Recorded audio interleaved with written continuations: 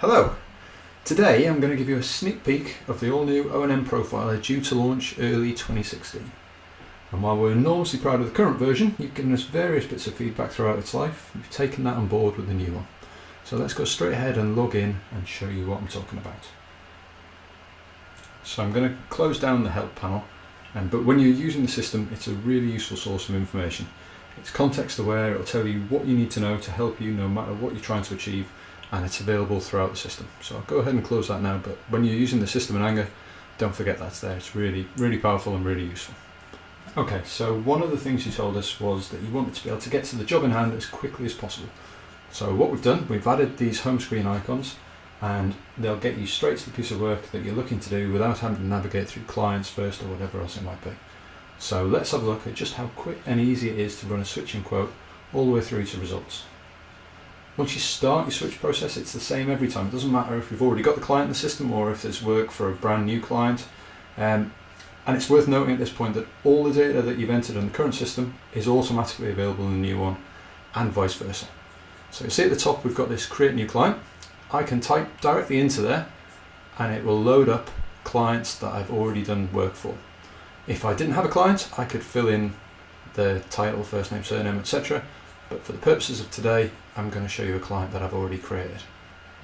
So next up, we need to tell the system information about the current plan, the current arrangements that the client has. So we just enter in some basic details of that. This is a pension switching quote, but you can choose all sorts of different switching options. I can say we're going to do a pension switching quote today, so we'll fill that in. Some very basic information is all that's required. So we need the current value and transfer value. System automatically defaults the transfer value to be the same. Obviously, if there's a penalty, you can override that, or a bonus even.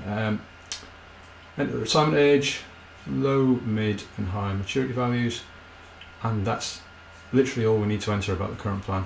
Next up, we need to tell it where the new investment is going. For convenience and speed, I'm going to use sector defaults. I've previously already set my defaults, so it's remembered those, so I don't need to do anything else here, and I can go straight to results. Now the first thing you'll notice when we get to results is that we've added additional information panels, and these are everywhere throughout the system. They're really useful, really powerful information that you can customize and quickly see extra information about the quote. So these are the default panels showing you some basic information between the old and the new plan. There's loads of other panels available to you. If you head into customize here, you'll see all the other panels we've got available. You can just add those in there, move them around, reorder them. You can even load predefined entire sections. You can create your own. It's a really powerful part of the system. Okay, so this chart is showing unknown for the current plan. That's because we didn't enter any details in about the current holdings. Because we got straight to results, we've seen kind of how the land lies. We can now go back and make refinements to the quote. So let's go back to the holdings and add in a fund. For convenience, for time, I'm just going to do a single fund holding at this stage. So I'm going to search for my fund. Again, you'll see additional information appears for that fund. Lots of useful information. As before, totally customizable. You can add in whichever panels we have in the system.